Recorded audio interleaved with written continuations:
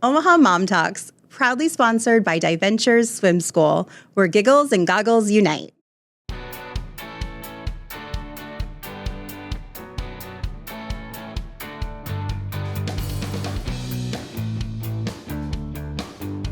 Hey mamas, welcome back to Omaha Mom Talks. I'm your host, Jessie Gutierrez. Today we are tackling something that all of us know all too well, clutter. You know, that creeping chaos of toys, laundry, and random piles that are multiplying overnight. Whether you're tripping over Legos, buried in baby gear, or staring at a pantry that you swear you just organized, this episode is for you. Today, I'm joined by Melissa Welch, professional home organizer of Happy Home Decluttering and Organization. She is going to be sharing all of her secrets, tips, and tricks on how decluttering can improve not just your space, but also your sanity. So grab your favorite beverage, take a deep breath, and let's clear out our mental and physical clutter on Omaha Mom Talks. All right, Melissa, welcome to Omaha Mom Talks. We're so excited to have you here today. Thank you so much for having me. I'm really excited to be here and really excited to meet you in person. Yeah, well, that's, I think, an important thing to say. So we met online, so this is our first time meeting in real life, which is super exciting. Yeah. Yeah, I love that, like, social media has a way of bringing people together locally and not locally. So I'm super excited that we are able to meet in person today. Yeah, thank you for having me. I really appreciate it. Yeah. Well, I know that like organization and decluttering is your jam and you're the expert, and we're going to talk all about that today and how you help support moms and help them create simple systems to keep their homes peaceful and calm. Before we jump into that chat, share with our listeners just a little bit about you, anything about like your life, where you grew up, or any important parts about your identity that you want to share. Yeah, so I mean, probably my most important part of my identity is that I'm a mom. I have two little kids, ages 4 and 6, so they keep me on my toes. They keep me laughing. It's really fun, that part of my life. I also have a dog and a husband, and I like to say I'm a certified boring person. I like decaf coffee. I go to bed early. I like reading. Like, I'm just pretty normal, like pretty boring. It sounds peaceful. You call it boring, but I'm like, that's like peaceful. Yeah. Tell me about the decaf. Did you learn that you don't respond well to caffeine? Yes, I don't respond well to caffeine, and I sort of like stopped drinking it when I was pregnant, and then like realized how much better I was sleeping, and I wasn't getting headaches. So yeah, I've stuck with decaf because I still love like the ritual taste of it. coffee. Oh yeah, and the ritual for sure. Yeah, I love that. Yeah, very awesome. So, as moms, we know that the to-do lists are never ending. That we have a million things always on our minds, but somehow we still have like drawers full of things or random doom piles. What made you decide to help moms with organization? Yeah, so it actually stemmed from conversations with moms that I just had organically, like with friends and with moms that I would meet at the park. And I just kept hearing over and over how overwhelmed they were at home and how stressed it made them. I heard moms say that like it takes up so much of their brain space that constantly they're thinking about it. They can't sleep because they're thinking about things in their house that are just, you know, basically overwhelming them. And that just like really breaks my heart. And I kind of made it my mission of like, I just really want to help as many moms as I can, because I know that it's possible to feel good at home. Yeah. And it's possible to set up a home that is restful, and it doesn't have to be like that. Like that's why I started my business. I wanted to help moms who were feeling overwhelmed and let them know that there is a different way and it's totally possible for them and that they deserve it. Everyone deserves it. Yes. So were you always like a tidy and organized person, or is this a skill that you developed over time? So I always was a tidy and organized person. I'm an odd bird. I love that though. I recognize that. I always was, but then it was about 10 years ago when I discovered minimalism that I realized like how easy it is to keep things tidy and keep things organized when you have less stuff. Okay. And like just that sort of streamlined everything for me. Tell us more about like, how do you define minimal? I can't even say it. My body is rejecting it. Yeah, tell us about it. Yeah, so minimalism is really just kind of a life philosophy where you decide what's important in your life and you intentionally promote that, what you really value, and then you take away the stuff that distracts you from that. And you kind of can block out, like really creatively design your own life and block out what society tells you and marketers, to be honest, tell you your life should look like. So, yeah. Yeah. So where were you at in your motherhood journey when you started your business? Did you start your business before you became a mom or after? It was after. Okay. Yeah. Yeah. And like, how old were your kids? They were still young. Like it was just a couple of years ago. That's awesome. They were young, but it was like something that I just noticed, like I said, other moms talking with me about, and I realized like, wow, it really can make a difference. Like I think everybody deserves a home that feels good to them and feels supportive to them and feels like a place they can rest. But I think that's really, really important for moms, especially because of the mental load, because of the overwhelm of just how much work it is caring for children, especially young children, as you know. Yes. That really moms can benefit maybe the most from, you know, having their home set up in a way that really supports them and their family. Absolutely. Yeah.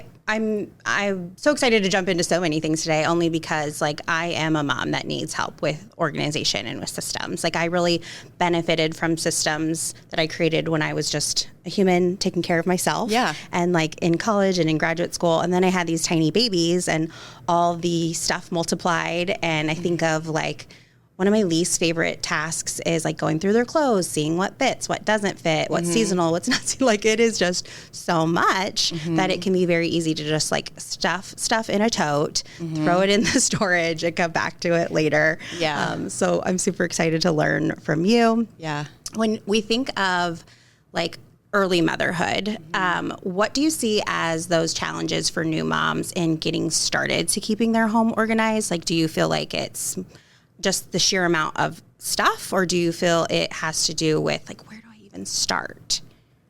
I think it's probably both, honestly. And like when I hear new moms like that they're pregnant or things like that, I just like to sort of caution everybody and say like, remind them that they're being bombarded with so many advertisements and like, honestly, tips and recommendations that are disguised as advertisements for things that they should buy and need or whatever. This has been a lifesaver. Yes. This is what put my baby to sleep. Or yes. And like the things that work for your friend aren't necessarily going to work for you. So starting with just like, what is the bare essentials that I need, and like just being intentional then. And new babies really don't need a lot. Yeah. Like they really don't. Yeah.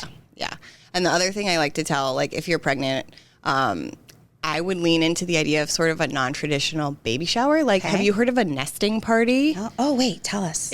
I think it's where your friends come over and they help you clean your house, organize stuff, like set up the crib, cook meals for you, stock your freezer. Those are true friends. Yes. Or just like instead of a baby shower or even at a baby shower, ask for freezer meals instead of stuff. Like, yes, that was one of the hardest things for me in postpartum period for both my kids. Was like, how hard is it to feed yourself and feed your baby and sleep? Oh, like, yeah. It's impossible. So Those having nutritious stuff like that helps.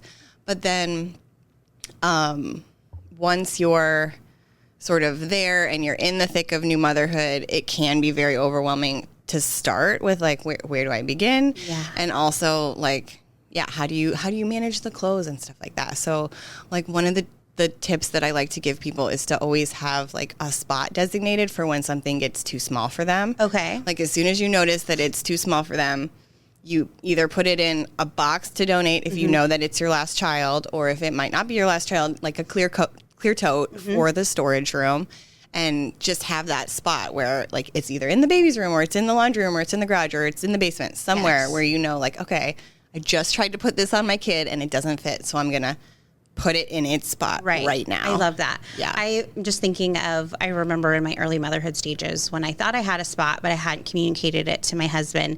And then he was washing the clothes and then they would like come back because we were like missing each other in the middle of the night. Yes. Like I put it there and he's like, oh, it's dirty. And then coming back in the laundry for me to put away. And so I got just like an old diaper box. Yep. Right. Because we were going to throw it out anyways, and just like labeled it. Yep. Like label it. Close it, notepad. And so that was super helpful. Yeah. With all the baby gear and the toys, like we get so many toys from loving relatives and friends. Like, where do you feel like is the best place to start with like maybe decluttering or purging, those type of things? So I like to involve our kids as much as possible in that. I like even as young as 2, like I think they can sort of help you with that, and starting with explaining to them that, hey, listen, we don't have the space to keep all of our toys, and if we go through, we can pick out our very favorites, and then we can give some of the ones that we don't really play with anymore, or that are maybe too babyish for you, or things like that. We can give those to another kid who really needs them, or another family, and kind of sharing that spirit of like explaining to them that there are limits to the space, and that there are other people in the world who do need this type of toy, and they could use it, and they would love it. Sort of helps with that spirit of generosity and like starts it early. Yeah. So instead of just like when they're gone, taking all their things, hiding it, and never letting them see them again, having the conversation with them and explaining to them like why this is important for our family. And I like the idea of there's limits to the spaces because my house cannot take all the things. Exactly. And also telling them like, hey, listen, it's going to be so much easier for you to pick up your toys. Because a lot of times our kids get overwhelmed with the task of picking up their toys because there's too many and there's not a space for them. And that can be really hard. And we want our kids to be able to help contribute to the house, like, right? Like that's like a good, in my opinion, a good way to sort of teach them a little bit of responsibility in a very age appropriate way. But when they're overwhelmed too and they don't know where to start, it makes it really hard. So just starting there. Getting and them then involved. If you have younger kids than that, or you don't feel like they're ready to be fully involved yet, yes, going through and looking at toys that for sure they don't play with anymore and just sort of getting them out of the house is also good too. But I feel like that can be the hardest part for me is the getting it out of the house. Like I have notoriously gotten totes of like toys that, they've out-aged, and I either think to myself, oh, I'm going to resell this on Facebook Marketplace, or maybe I'll give it to somebody that I come across that needs it. Yeah. What is your tip for like someone like me that has that mindset and then it just sits there for maybe too long? Yeah. So I think there is a balance, and like, I think it really helps to remind yourself that you will feel better when it's out of your house. And so there's a trade-off there of, it's so true. Do you really want to take the time and effort to sell it on Facebook Marketplace, which is fine if you don't have a ton, that might be worth it. But sometimes when you have a lot and you're just like, you really want to feel better pretty quickly at home, just getting it out of the house and realizing that like you're going to feel better, your kids are going to feel better, you're going to be better able to rest at home and like relax your brain. Because that's another thing moms always tell me is that their brain can't relax when the surfaces are full of whatever. Well, that, I guess, I kind of jumped over this, but what do you see as the benefits of keeping an organized, decluttered, space? Like what are all of the benefits that you see? Oh, there's so many. But I think one of the biggest is just like for the whole family, like parents and kids, there is an overstimulation and an overwhelm part that makes parents faster to snap at their kids, faster to snap at each other when they're kind of overstimulated in this kind of chaotic environment, and when they feel like they don't have the ability to rest or wind down or like truly like take a breath. So they're more reactive, but I also think kids are the same way. When they're in an environment that's too cluttered for them, they're more likely to have tantrums. They're more likely to act out. Like I said, it's harder for them to pick up, and they feel like they don't know, where to start at all. And so I think the whole family really does benefit when you declutter and when the space feels calm. And then parents have more capacity in them to like actually just sit and connect with their kids and enjoy their parenthood, essentially, than stressing about the way the house looks or the counters that are full or the cabinets that won't shut or the floor that's covered in Lego or whatever it is. Yeah. Yes. And then there's also very practical, like you just get more time back when you declutter. The less stuff you have to manage, the easier it is, the faster it is to tidy up at night, the less time you spend cleaning, the more time you can actually spend enjoying your life. Yeah, no, it makes sense for sure. I think of, even just as simple as my counters being clean makes me feel so, like, my brain and my body feel so much more calmer. Yes. And when all that stuff is on, I just know, like, oh, I have to do this at least one thing before I go to bed or whatever it is. For sure. Yeah. Okay, so for the mama who, like, just for asking for a friend, for the mama who knows she has too much stuff and needs to declutter, where do you suggest she starts? Like, is it my bedroom? Is it the kids' bedroom? Is it the shared living spaces? Like, in your professional opinion, where do we start? So, honestly, I have a couple of answers, and choose your own adventure here. Okay. So, you could start as easy as you can with just grabbing a trash bag and just walking around your house and grabbing stuff that you know you don't need. So, like, just starting with the easiest stuff that you can, not necessarily one certain space, but just like filling a trash bag. And if that was easy, grab a second one. Okay. Fill a second one and just take those out. Another tip that I like to give and that can be really useful is to pick the area that's stressing you out the most, that feels the most chaotic. So usually that's a common area or a place that you're in every day, like your bedroom, your kitchen, your living room, something like that. So pick one of those areas, set aside a few hours, like know that, okay, this is what I'm going to do. Recruit your partner or recruit a friend if you have that ability to help you, because that'll make it easier and more fun. Yes. Or just turn on some music and go through everything in the space and really go through it with the lens of knowing that every item that you get rid of is going to save you time and stress and headache in the future. So, like, if you keep it, it's taking your time and energy to maintain. So really going through and saying, okay, what's actually adding value to my life and my family's life? What do we love? What makes us feel good? What makes our life easier compared to what is stuff that maybe I'm holding on to because it was a gift or things like that. I do think sentimental things for our kids can be difficult and challenging. What kind of questions do you ask moms when you're navigating it in their home with them on, like, keep or toss? Yeah, so sentimental art items are definitely hard, and we have a lot of it as moms especially. But one of the things I really like to have moms have a designated space for it, and then that space has limits. So like whether it's like a clear storage tote for each kid and for yourself or whatever. That's very reasonable. I love that. It is. And I think it holds plenty of space, and like mine are in the top of my closet. Like I just have 4 boxes and each family member gets a sentimental box and we put our stuff in there. Like I put cards in there that my kids made for me in my box, and I put like some of their cool schoolwork or stuff art that they made in theirs, and like special trinkets to them that like my daughter loved, this little washcloth that we got from the hospital and she carried it around for her first 3 years.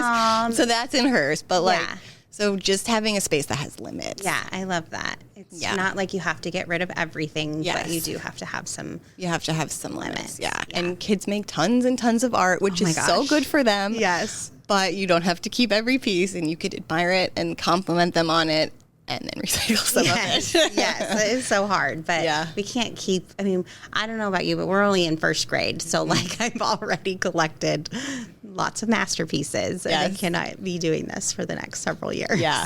Yeah.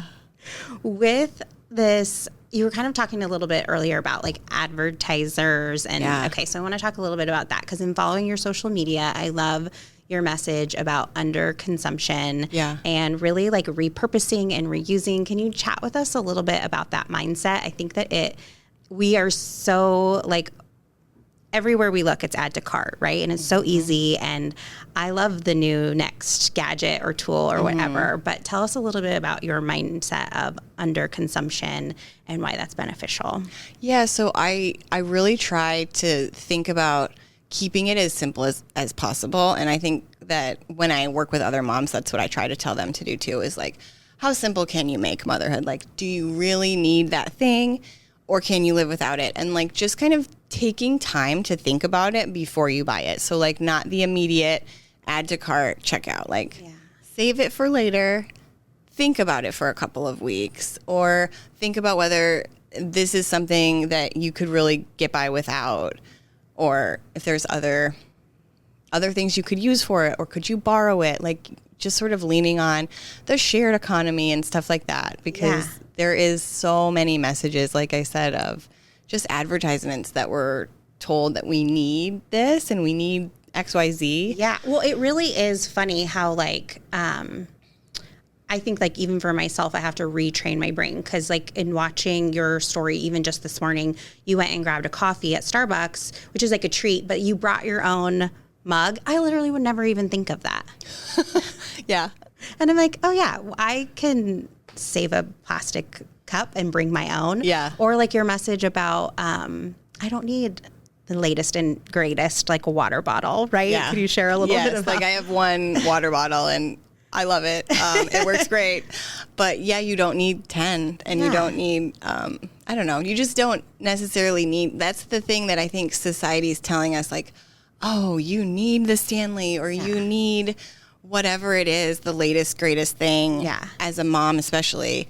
And you don't, you get to decide. That's what I want everybody to take away from this, is like, you're the creator of your own life, and you get to decide what's important to you and what's not important to you. And like, just for me, like keeping it as simple as I can, like as an example, my kids have 3 pairs of shoes. Like they have winter boots, they have sandals for summer, and they have sneakers all year round. But they don't have dress shoes. They don't have cowboy boots. They don't have rain boots. Like, I don't know. I just thought about it and was like, well, to me, it's not worth it. Like, if we have a fancy occasion, they're going to wear sneakers, and that'll be okay. It'll be okay. It's they not don't need going to the bother me matching that fancy much. Easter shoes or whatever. And that's totally a personal, like, that's just something that I've decided for our family works right now at their ages. But it's an example of just sort of thinking to yourself, like, do I think they really need this? Or is this just something that the advertisements have told me would be a good idea, and I'm just doing it because that's the norm. Absolutely. Basically. So don't be afraid to kind of think outside the box and go against some of the norms.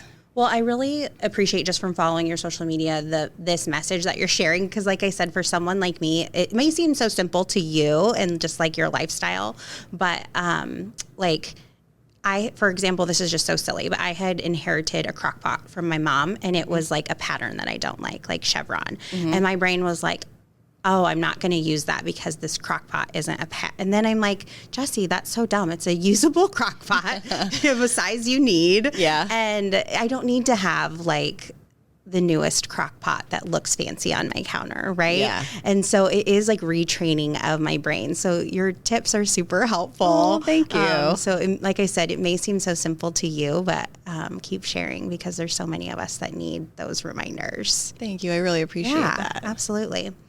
So I want to talk about, because this is, again, asking for a friend, I know a lot of moms, myself included, obviously, that struggle with like my own closet. Yeah. I have clothes that maybe I think I'm going to wear again, or I hope might fit again, or I have a sentimental, like some of my like clothes that I wore during my postpartum, like those cozy things, I'm probably not going to like wear again because they have like stains on them or whatever. But I struggle with letting go of clothes, and I know I have too many clothes. Yeah. So where do you suggest that we get started with our own closets and getting rid of clothes? Yeah. So I like thinking of your closet in a way that like you want your closet to be full of stuff that feels good to you.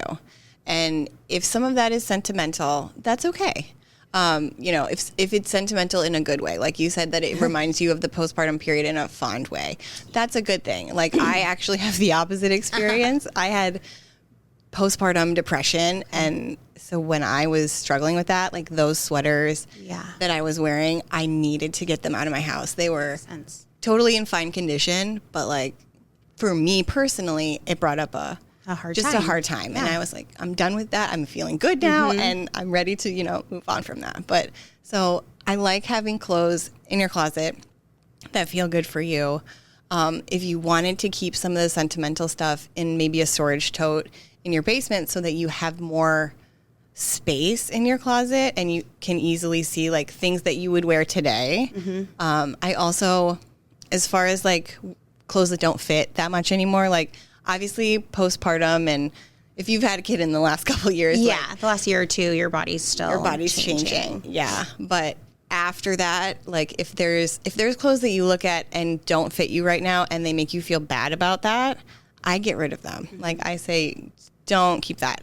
If there's something that you're like, oh my gosh, I love this, and also I'm, working out from a place of loving my body and just like really enjoying movement now, or cooking nutritious food now, like from a place of love, then keep that. But if it's something that makes you feel bad and you're coming at it from a place of like, oh, I really need to fit into that again. You don't need to. Yeah. You are yourself as you are right now, and you're perfect and amazing, and so you can let it go. I agree. Yeah. With items that, okay, this is super embarrassing because I have a 4-year-old. My baby just turned 4. I still have nursing bras, but I'm like, these were like $40 to $50 a piece. Where can we donate them to? Do you have any good ideas or places to donate? Yeah. So in Omaha, I really like to donate to Open Door Mission. Also the Humble Lily Boutique. Okay, great. There's another one, a thrift store on 156th and Maple called Hand Me Ups, and that one, it benefits individuals with disabilities, so the proceeds from that store. Yeah. But the reason I like Open Door Mission, and I think Lift Up Sarpy County and Bellevue together, all 3 of those organizations just give things to people who need them. Okay. So there's no cost for people to come and shop their stores and stuff like that. So I love that. I like supporting those. Okay. I think those are things that are great to know, just because I do want somebody else to use them. I don't want to just, throw them away, but it's hard to know where do I take these things? And there's also really good, I don't know if you've heard of the Buy Nothing groups on Facebook, but they're hyper local. So you just like search for your city and tell them where you live, your cross streets, and then they put you in the correct Buy Nothing group, and you can post that on there, and somebody else who needs that item is in your neighborhood or close by, and they can say, oh, I would love that, and then you just put it on your porch and they come and grab it. Perfect. Yeah. Okay. Hey, Omaha Mom Talks, it's me, Jessie. I'm super excited to share with you guys that we are partnering with Diventures Swim School. Learning how to swim and do it safely is a huge priority for our family. I'm heading over to Diventures later this week to tour their facilities and get my girls enrolled in classes. All of their classes are customized based on age and skill level. I took a really easy, quick quiz online to determine which class was best for my kids. If you're interested in swim lessons for your kids, please check them out at Diventures Swim School to determine which class would be best for you. So let's share a little bit about your business and the services and support that you offer to mamas. So what is the name of your business? And just share with us a little bit about it. My business name is Happy Home Decluttering and Organization. I'm actually doing a rebrand right now. Okay. So my website is not updated yet. Okay. But I just help people to declutter and organize in person. I work kind of side by side with them, and we go through everything. We talk through all the decisions. Decluttering can be really emotional. Yeah. And it can be very physical as well. And it can be overwhelming, and folks don't know where to start, things like that. So having help really makes it go faster and allows people to kind of enjoy their homes quicker. So are we talking the services you offer? Is it whole house? Is it just certain rooms? Yep. Whole house. Yep. Whole house. Also certain rooms, but most of my clients honestly are whole house because they just get the most benefit from just doing the whole house. And like I said, I work side by side. We do the decluttering. I'll take a whole carload to donation every day that I'm working with a client. I think that's the best offering. It's so just one to repeat, thing. After you're done with the decluttering, you will load it all up in your SUV and donate it for folks. The things that your clients have agreed, right? Yes. That can be donated. Yes. I think that is the most beautiful offering. Yeah, it really helps. It's such a hurdle to, like you said, actually get it out the door. I've already gone through the part of going through it and deciding, and then I don't always have the momentum to get it dropped off. So I think that's such a beautiful offering. Yeah. With the listeners that are interested in your services and want to jump on it, but are maybe feeling anxiety or even shame and embarrassment about their home. Or I hear from a lot of moms, it's just like the shame of asking for help. Yeah. Thinking like, I should be able to do this by myself. What words would you have for those moms? Please don't feel shame or embarrassment. It's normal. Like lots of people say that to me as well. It's a normal feeling, but I really want to tell moms that it's not your fault. Like we have had so many marketing messages. Nobody's ever taught us how to deal with the volume of stuff that we are experiencing and living in this day and age. It's not a skill that we've ever been taught, and we were never meant to manage this much stuff. So do not feel shame about it. Do not feel embarrassment about it. It's not your fault, and you deserve to live in a home that feels good for you. Yes. And so the other thing I would just say is that it's important to approach decluttering from a place of forgiving yourself. Like, I don't want anybody that I work with to start working on decluttering and actually be feeling bad and shaming themselves, like inside, or being hard on themselves for past decisions. Oh, I wasted money on this, or I can't believe I let it get this bad, or any, like, that narrative isn't helpful. Mm-hmm. You're not the past version of you. You are your current you. Yes. Your current you deserves to live in a home that feels good and deserves that peace and deserves all good things, all the positive, fun, loving, joyful experiences that your life is going to bring. And absolutely. So you should approach it from a place of forgive yourself, forgive your past self, and move on with love. And right. Yeah. And I from love a positive place. I can even, again, just from following your social media, you have that message repeatedly, which is like, clutter is not your fault. And I think that's so important, especially for moms, because for some reason we are given this overarching idea by society that like we are meant to keep tidy homes, we're meant to know how to do this. And I am always the first to like admit, like, I'm not a domestic goddess. Like I have my strengths and I know them. Like I keep my home manageable because I have to, but like one, it's not even something I enjoy doing. Like just because I'm a woman and a mom does not mean I enjoy it. And two, it really is a skill, right? Like I think of, I've been guilty with my own girls, just like cleaning their rooms for them while they're gone. And they come home and they're so appreciative. But then I'm also realizing like I'm not teaching them, right, the importance of keeping a tidy space. Like they think that the room fairy came in and just cleaned it up. And so, but I like the idea of removing the shame and the guilt and really looking at it as like a learned skill that maybe like I don't have, but I can learn, and it doesn't change like my value or my worth as a mom or as a human. Just because I'm not good with clutter. 100% agree with that. And I think the reason we feel like that is because of patriarchy, to be honest. And 100. Guess what? Women, we don't, our value and our worth as human beings has nothing to do with the state of our house. It doesn't. And that has taken me a long time. I think like that's such an important message for our listeners to hear, because I know that logically, but once I became a mom, and like if someone comes over to your house, they're not judging my husband because the house is messy, even though he lives there and he parents there and he has just as much responsibility over the things, but they're judging me, right? And it took us a long time too to navigate all of that.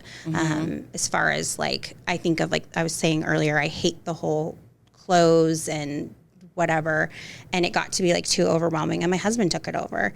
And does he do it the way that I would? No. But could I let that go? Yes, absolutely. Because doing the seasonal clothes and getting rid of them, he can handle it, and I can let it go. That's awesome. Yeah, but it's hard.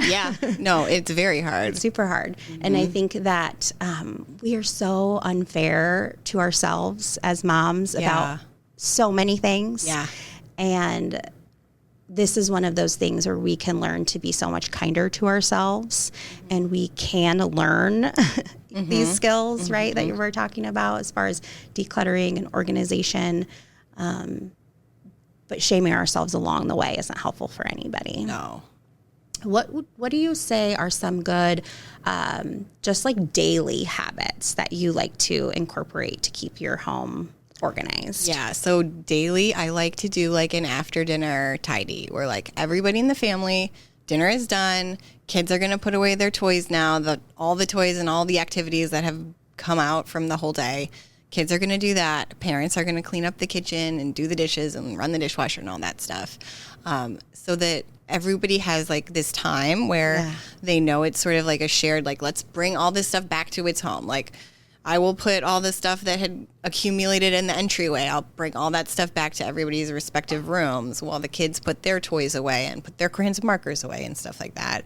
And your kids just know that's like a part of it's just part of the routine. Yeah, it's just do you get pushback from them? Sometimes I do. We're working on implementing sticker charts, so that's really helped with like, hey, it's tidy time. You're both gonna get a sticker. Yeah, if you tidy up all the toys, and they like that. We have a little chart right now too. Yeah, so I understand. So they like that, and again, they just like expect it, so they know this is the time that we do that. We're all together. They see my husband and I doing the household work too, and they're part of it. And then the benefit of it is after they're in bed, my husband and I don't have to scramble to clean up the house and put everything back and get everything ready for the next day. Like, we're kind of able to relax then. Yeah. Yeah. Which is nice. I love that. Yeah. And I love,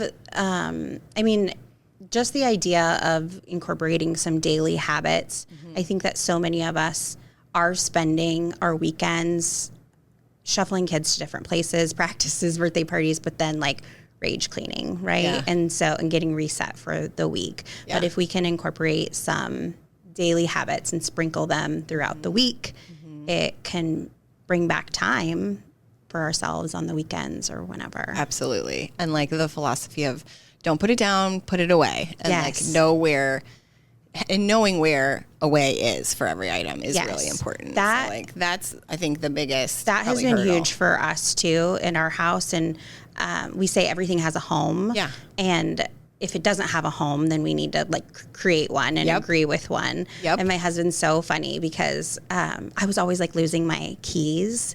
And he got like a new little key rack. I was like, the keys go here. And then if I lose my keys, he'll be like, I wonder if there is a place where the keys live. I'm like, I know, I forgot. I left them in my coat pocket or whatever. Yeah. But just that mentality of like, don't put it down, put it away. Everything has a home has been, I know, so helpful for our little family for sure. That's great. Yeah. So, Melissa, I know that so many folks are going to benefit just from this conversation, but if folks want to like jump on your services and work with you, where can they find more about you and what you offer? Yeah, so they can find me on Instagram. My handle is Melissa L. Welch, or my website is melissallwelch.com. So perfect. Both places. Oh, and I totally forgot to add, I think I saw that you offer more than just to Omaha, right? Yes. So I offer virtual services as well. Yeah. I think that's awesome. Yeah. And so you don't have to just be in Omaha to get your support. You offer virtual support as well. Well, I really appreciate this chat and all the guidance that you have given us today. Is there anything else that you would like to share, or one final message to moms about the difference that decluttering can make in their homes? Oh, I think I would just say that, like, remind everybody that they deserve it. Yes. And it's totally possible to set up a house that really feels good for you and your whole family, and that is easy to maintain, and that really aligns with your values. Yes. That you can do it, and that not shaming yourself and not feeling bad about maybe not having that right now isn't useful, and that it's possible and you can do it. Yes, I love that. I love the hope that you're giving us that relief is possible, right? And that less clutter can create more calm. And if you need additional support, reach out to Melissa. We'll tag you in the show notes as well. I think mamas, we've all been there.